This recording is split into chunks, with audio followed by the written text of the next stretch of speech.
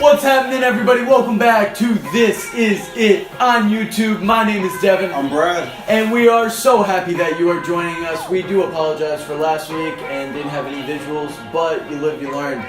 Today we have a special guest in the studio. We're getting ready to sit down with Azim the Beast. He is a rapper, producer, and engineer.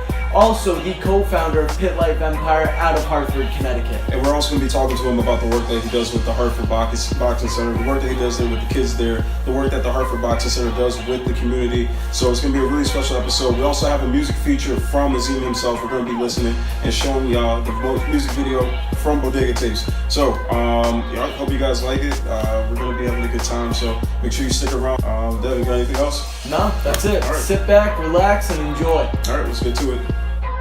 And today we got somebody very special in the studio. That's right, kicking it over to Azim the Beast. What's going on, man? How you doing? What's up, man? I'm good. Just living life. Azim, thank you for coming through, man. Really appreciate you coming through. Azim is he's a real special guest, not any semantics or anything like that. Azim is our first CT native to be on the podcast with us, and he's also the first CT rap artist with us. And I do mean rap when I say that. Azim, thank you for coming through again. Just want to start off, tell the people a little bit about yourself, your name, where you're from, your age. Yeah, my name is Azim the Beast. I just turned 23. I'm from Hartford, Connecticut. I was born in Puerto Rico, and I make that real boom bap hip hop. Yeah. So Azim, just tell us a little bit about what it was like growing up, or actually, how old were you when you moved from Puerto Rico to Hartford? Well, I moved back and forth to different places. So I moved to Florida, back to Puerto Rico, to Hartford and Britain, just different parts of Connecticut, and I just moved every 2 years, maybe less, depending. Damn. So how did that early life experience kind of shape you into the person you are today? I got to see a lot of different people, get to know a lot of different cultures and things like that. So, it helped a little bit, but also, I got to make friends and stuff. Yeah. And, just see us never talk again because I had to move. I was young, I didn't have a phone, we couldn't afford it, so. Damn. It's a struggle in a way. Was there one place that you liked more out of all the rest that you moved to? I think Hartford has my heart. That's where I feel at home. All my life I felt at home in Hartford. That's the place that raised me to be the man I am now. So that's my number one place to be at. Yeah, which part of Hartford are you from? It's just Hartford for me. Just Hartford for you? It's not north or south end for you? I'm not doing no north end, no south end. I would, it's the south end, but I'm representing Hartford. Gotcha. That's it. I'm not coming here to represent the south end or the north end. I'm not here to separate anybody. I'm here for unity. I'm here for just Hartford, Connecticut in general. That's it.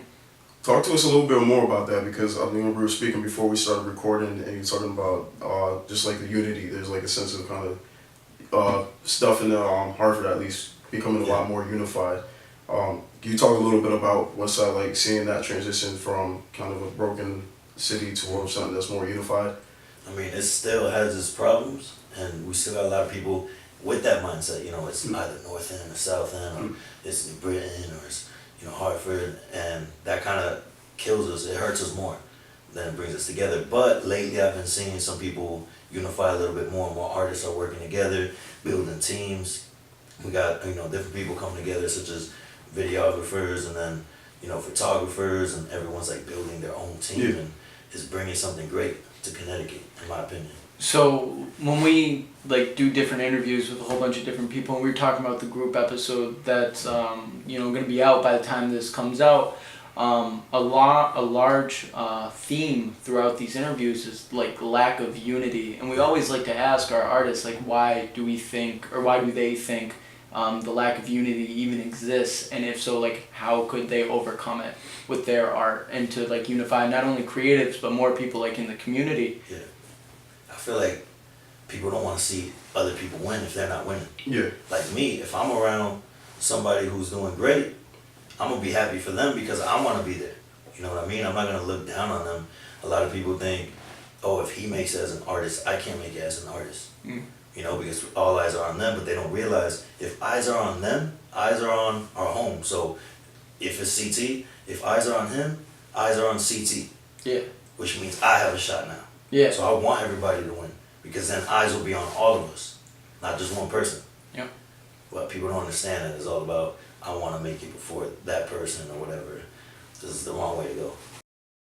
Alright everyone, so we're going to be getting into Pit Life Empire and what that is to Azim. It's a record label that he started with his father, and we're also going to be talking to him about what he plans on that record label becoming and how that's affected his relationship with his father. Yeah, that's definitely a good point. And which brings me to my next point, because you're talking about having eyes on the city, seeing someone doing well. We know that you started Pit Life Records. So Pit Life Empire, I'm sorry. Yeah. And it started with you and XR. So can you talk about how that came about?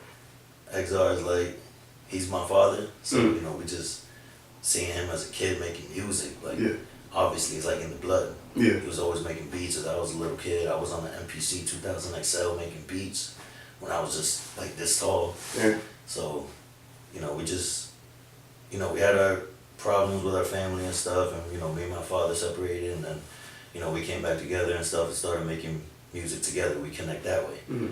And we decided to just take it to another level. So we created Pit Life Empire. Pit Life Empire is, you know, the face of our company is the pit bull. Yeah. The reason for that is just like a pit bull is looked at as misguided, misunderstood, and it's aggressive and it's evil and it's vicious. We are looked at like that when we're from the hood, when we're from places of low income, things like that.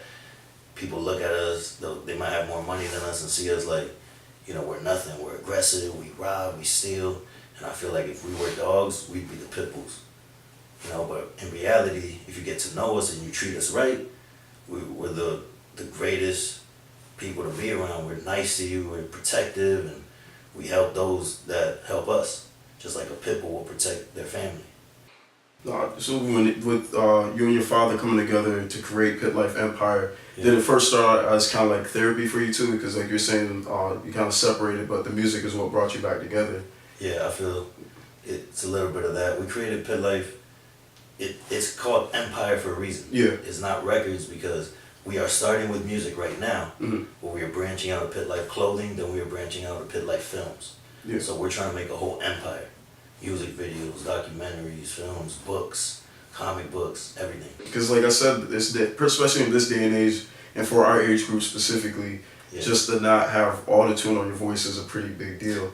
Do you find yourself coming across some obstacles just because you rap in a way that just doesn't reflect the kind of mainstream rap that we're hearing now, or do you find yourself kind of being embraced a little bit more because you go towards that style? It's a bit of both. Like when I perform, I'm usually performing at events where there's a lot of more new school, like trap artists or whatever you want to call it. Yeah. And the people are surprised to hear me. They're like, yo, you can understand what you're saying, and you talk about a lot of pain and stuff, and you know, they like it. So it's like I'm showing them something that they don't realize they need to hear. You know what I mean? They just go to what they want, which we all do. Like when I, you know, go on YouTube or something, I'm looking for a Nas type of song. Yeah. So that's just me, but sometimes you come across another artist, let's say, you know, you got these newer artists, let's say Logic. Logic is dope. I think he has a dope flow and dope style to him, and I didn't know I needed to hear that. It's a bit, he mixed it with the new, and I feel like that's what I'm doing, but in the opposite way. It's a bunch of artists who like the new music, and they're realizing, oh, I need some old soul into it. Yeah. So with producing and engineering for you, did that come out of necessity for your own recording, or was that something that you just like, I really want to get into? I didn't want to do it. I mean, producing is fun. I've been doing it since I was a kid. It was easy, but I couldn't afford beats, so I had to get better at producing. Yeah. Got the beats, got the rhymes, couldn't afford studio time, so I had to get better. You know, I had to learn how to record myself. Yeah. Take years to get the equipment in itself, because, you know, I didn't come from money, so I didn't have that. I had to work for everything, and it took years and years, and now it's finally starting to pay off a little more. So yeah, it was a necessity. See, what I like about you is you're real and you're to the point. You're not trying to come on here and be like, oh yeah, like I got all this or that. Like you're just being honest, you're being real, and more importantly, like you're just being open about this. And I think that's like what a lot of people need to hear, because we live in a generation now where like everybody's posting their best life on Instagram, on Twitter, whatever the case may be. And now you're coming onto a podcast talking about the struggles that you face, talking about making music that, you know, reconnected with your dad, talking about building an empire in the process. And that's something just so admirable and so like inspiring on like being on the other end of this, that I just felt like I had to say that, because not a lot of people do that. And I respect you so much more for doing that. Yeah, thank you. I just feel like real recognize real. Mm-hmm. And all these artists that are trying to live a fake life, that life is going to go away quick. And Yeah, it's 15 minutes of fame right you're there. going to be left with your reality. Mm-hmm. If you put your reality out first, people are going to get to know you for you and feel invested in you. Mm-hmm. So when you start falling, they feel like their brother's falling or sister or whatever, Mm-hmm. and they let you know. Real fans, real supporters, they let you know. Mm. And I feel like a lot of these kids got fake fans and they just like the music for a second, but if you disappear, they don't care because there's this other dude that sounds just like you. Exactly. Yeah, to like jump off of that. So, what the importance of building a genuine fan base for you? Because it's a day and age where you can use social media for pretty much any purpose that you want. You use it as a marketing tool. You can use it as it is a marketing tool at the end of the day. You're marketing yourself. Some people, their strategy is get as many people, no matter how invested they are in you, just get the number, because that's how you get X amount of people looking at you, which you can't really blame them for because it does work to some degree. But for you, you seem to want to build a genuine core fan base. So what steps have you gone in order to create that? I just put my music out there and just, like I said, be real. Instagram and all social media is all a part of it. Mm-hmm. I'd be dumb to be like, no, I can't do that stuff, because I'm not fake or whatever. You have to do it. It's part of the business. You have to put yourself out there. I keep a lot of my life private unless it's in the music. I just keep it in the music. I'm not on Instagram live, showing my whole family and telling you who people don't know and probably won't know how many brothers and sisters I have ever. I don't put that out there. But it's a marketing tool, and you got to use it. Whether you're one of those artists that are more underground or mainstream, you need to use it, and you got to put yourself out there, like in the best way possible, and what you want people to know about you. But it's got to be real. My pain is in my music, and that's what I tell people, and that's what I put out there. When I put up a picture, I come up with a dope caption like anybody else, but it reflects on me, it represents me, and I'm mainly just putting out Pit Life Empire, and that's what I want everyone to know about. Are you ever afraid that, to put out things? Are you ever afraid of what people would think when you put things out, or hear not necessarily backlash, but the peanut gallery, so to speak? I'm afraid to put some things out because it's so personal, because there's things I recorded that no one will ever hear because it's too personal. Yeah. But I'm not afraid of what people think. It's just I don't want people knowing about my life. The Pit Life Empire, our nickname is the rebellious Pit Life Empire. Mm-hmm. We don't care what you think. Mm-hmm. Whether you buy the CD and bump it or buy the CD and burn it, you bought the CD. Yeah. I don't care. Mm-hmm. As long as I'm making music and I can make a living doing it, I'm good. And keeping in that same vein, like you were saying, because it's part of the art, it's all part of that structure. When you move past the music, what do you see? What do you see yourself doing with the film, with the clothing line, to kind of keep it in the new school, but in that vintage realm? What stuff could you add to that to kind of keep it in that same vein? I'm not trying. That's the problem with a lot of people. They try to fit in. Yeah. I'm not trying to fit in. I'm trying to stand out. Yeah. So we plan on doing clothing, and we're gonna do it our way. Yeah. We have a more tattoo style to our clothing, and we're gonna keep it that way. If we choose to add more things to it, we will. We want to make films, all kinds of films. It's not just street films. So it won't be just Belly coming out of Empire or Pit Life Empire. It won't be like Belly like films are paid in full. We will have some. Yeah, that's part of our culture. Yeah. That's what we love. Yeah. But I have many ideas. I want to make more meaningful films as well, more spiritual things, and even some comedies, like all types of things. I just love art in general, no matter what it is. Alright, as we were sitting down with Azim, it has been made very clear to me that he was chasing more than just money and fame. So I kind of caught him off guard, and I hit him with a question that he didn't really expect. I asked him if he was chasing greatness, and the reason why is because his mindset wasn't just for, the moment, to be known or anything like that. He wanted more, and it seemed very clear to me that that's what he was going after. Are you chasing greatness? I feel like, in a way, I am. I'm not chasing the fame. No, you're chasing something more. Yeah, I'm chasing to be known as a great artist in all kinds of aspects, not just in music. I want people to remember my name just for the art, not for money or anything like that. The reason why I asked that question is because as I'm sitting here listening to you talk about this, Well, first of all, you're the realest one that, like, you're just dope, and I'm so happy we have you on this. Thank you. Because you're sitting there and you're talking about how you're trying to create your own lane, Yeah. and you're not trying to follow. And it's super just motivating and inspiring just sitting here. This is why we created this podcast, is to capture stories like this and the motivation behind it. And as I'm sitting here, I'm thinking about all the stuff I do too, like the books, the screenwriting, the films, the podcast, everything that I want to do, and just trying to inspire people. And people always ask me, like, why are you doing this? Like, no one's out here trying to be a motivational speaker.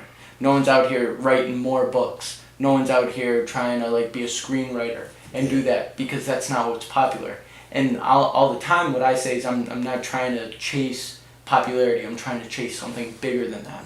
I'm chasing myself in 5 years. I'm chasing myself in 10 years. Yeah. More importantly, I'm chasing what could be and what will be eventually. And so that's why I asked you that question. I knew it kind of threw you off guard just a little bit, but that's the reason behind that, is because you said earlier, like, real recognizes real, but like people also recognize when you're trying to chase something bigger if they're in that same mindset at that time as well. And I think that's really important for others to hear, because a lot of people out here are chasing things, but most of them are going after the wrong thing. Yeah. Some of them might be going after the right thing, but they're not necessarily knowing how to do it because no one around them has done it or is currently doing it either. Yeah, you gotta be careful who you surround yourself with. Facts. Because as far, let's say the people you're around, if they're gonna go up here, that's where you're gonna go. Mm-hmm. You need to be around people who make you up your game. Mm-hmm.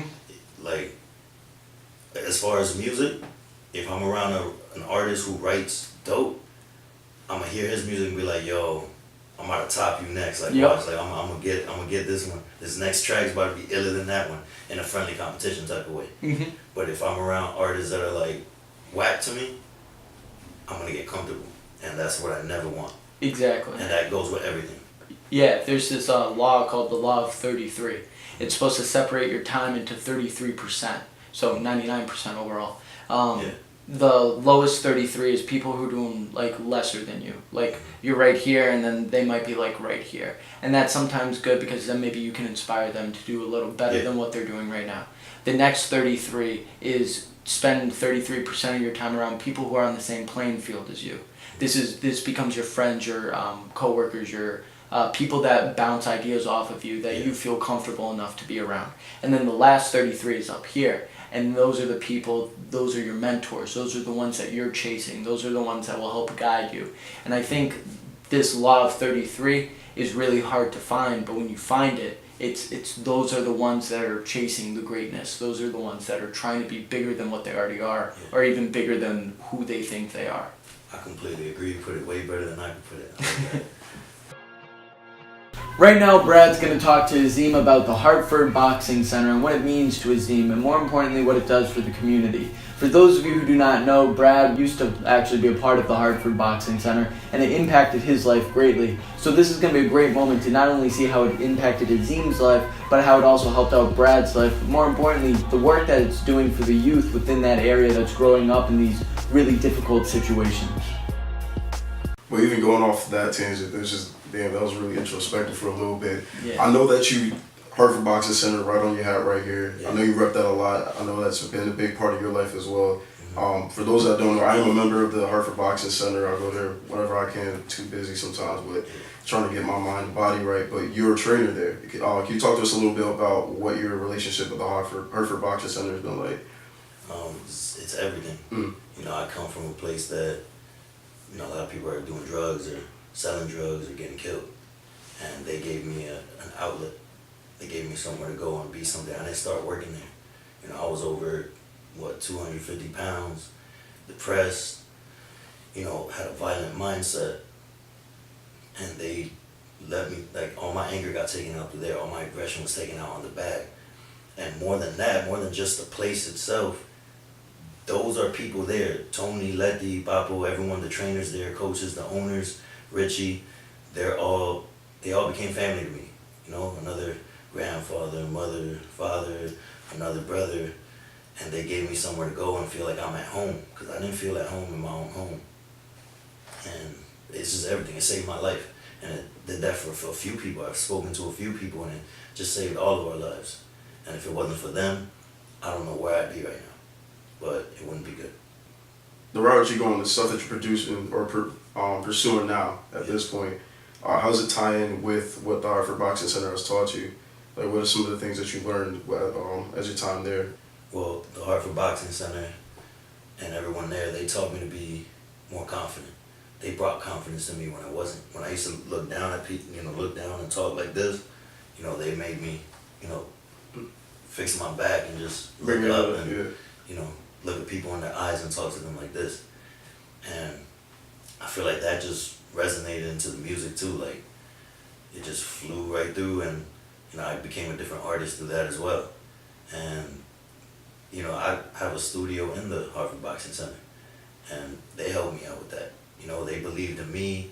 They did that for me. They gave me a opportunity to work and be a personal trainer and a kids boxing coach, and that's just great. They gave me things no one else ever did, and that's basically confidence. The confidence and the ability to keep going and put in work. And you see the work that you're doing there, you're instilling it in other people, that confidence that they gave you, that self-discipline that they gave you, just that overall healthy lifestyle that they presented you, you're able to produce it and offer it to other people, and especially kids, like the work you do with the kids. Can you talk a little bit more about the work that you do with them? So I do a kids class, and I train them in boxing, obviously, but it's more than that. I try to give them little gems and just trying to keep them focused on the bigger picture.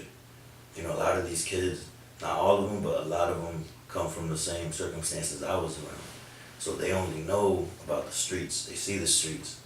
And it's great for them to come here and then see that we're all from the same place, but we are different from the people out there. Yeah. It could be like 10 people from the same place that they know. 9 of them are either drug dealers, are in prison or whatever it may be. And then that one person, which would be all of us in the gym basically, we are something else. We teach kids, we help other people out and get in the best shape of their lives, and we make music, and we just show them a different side. We show them the arts, all the arts, sports, all of that. Yeah. Instead of showing them what the streets are showing them.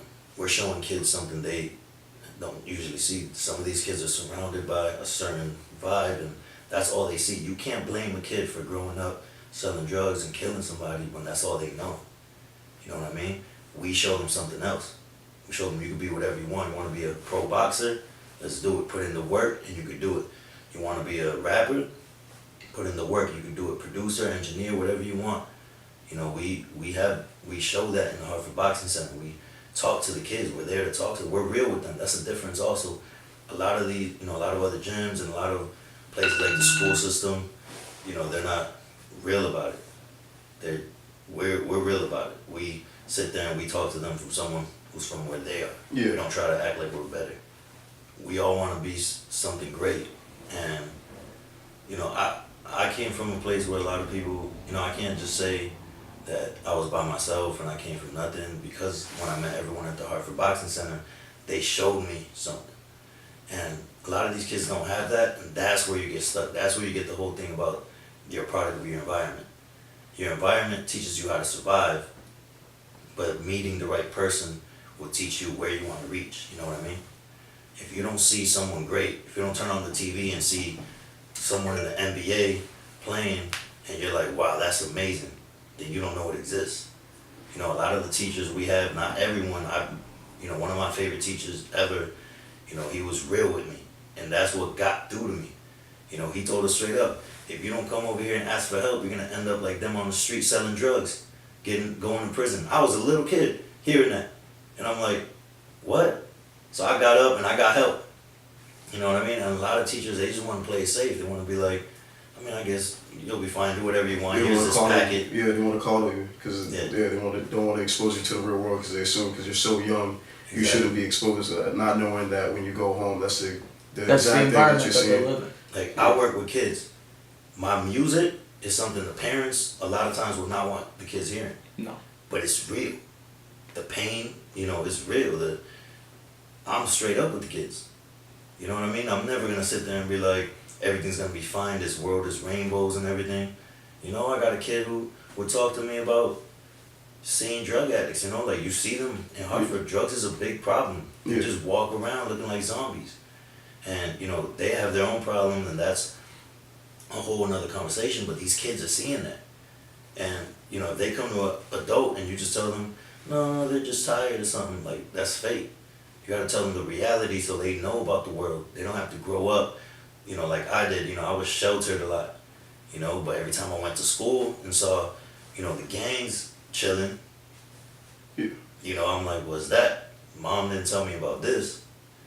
But, you know, it's just, everyone's different. It's a whole another thing we can get into about that. Alright everyone, it's time for this week's music feature. This week's musical feature guest is Azim the Beast. This is his single, Bodega Tapes.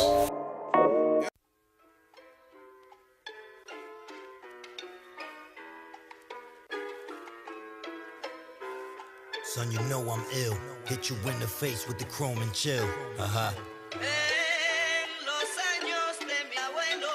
Azim the Beast.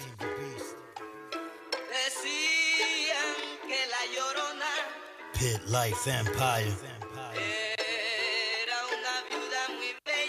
Shout out to DJ Sam Sosa. Come on, something like Hartford, Connecticut, we live in that bodega life.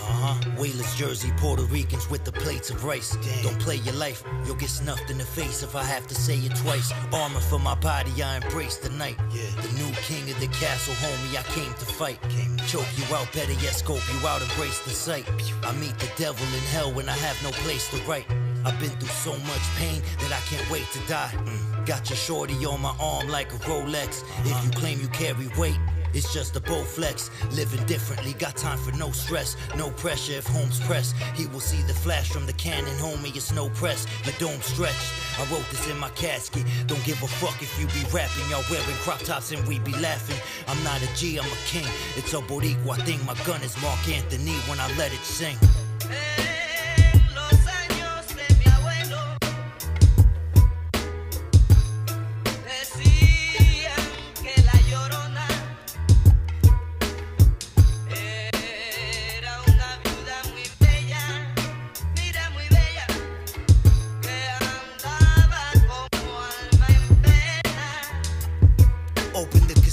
Let me confess, they say hip-hop is dead, cause the younger generation made a mess. I was born in 9-5, time flies when you're wasting your breath. Life is a game of chess, I take my piece out, place it then check, I write to gain respect. You write basic, you like face it, you might be facing the 9 place to your mind, you weren't made to rhyme. I hope at least you were taught to shoot, cause all you suckers sounding like Dr. Seuss, I'm on to you. And rappers in CT claiming you ill, chill. I'll take it from here, I'm taking this year. If you ain't GovMag, Hartford Poet Apathy, Banger Franchise, Webby, annoy the mic flows, then don't come after me. You don't deserve the mention. I flirt with death in a hearse and rest in the church with a Smith & Wesson. I curse to end ya. I came from nothing and I'm still at the bottom. So if I see a famous rapper, I'm a robber. You don't want the problem.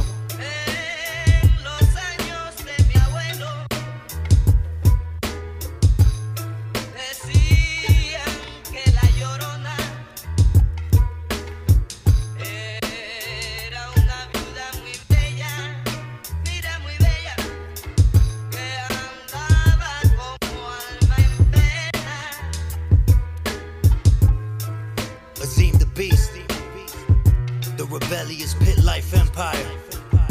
What?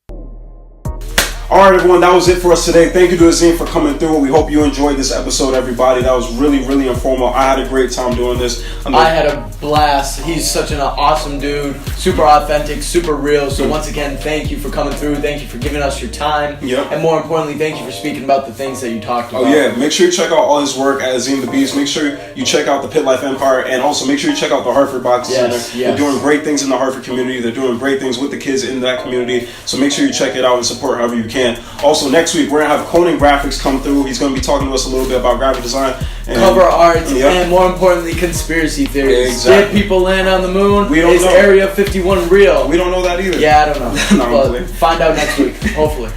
Yes, also, shout out to our sponsor, J Cells Vintage. As always, if you need anything vintage related or all your vintage needs, fashionable stuff, affordable prices, good quality materials, make sure you hit up J Cells Vintage on Insta. What else we got going on, Devin? That does it for us this week. Make sure you follow the podcast on Instagram at @thisisIt_podcast. Follow me, Devin, at IamDBush. Follow Brad at Brad_makes. Leave a review on the iTunes podcast app. Let us know how we're doing. Let us know our feedback. Like I said, we're trying to really make a difference with this podcast, and we want this to really go number one. But that won't happen unless we get your help with this. So please help us out.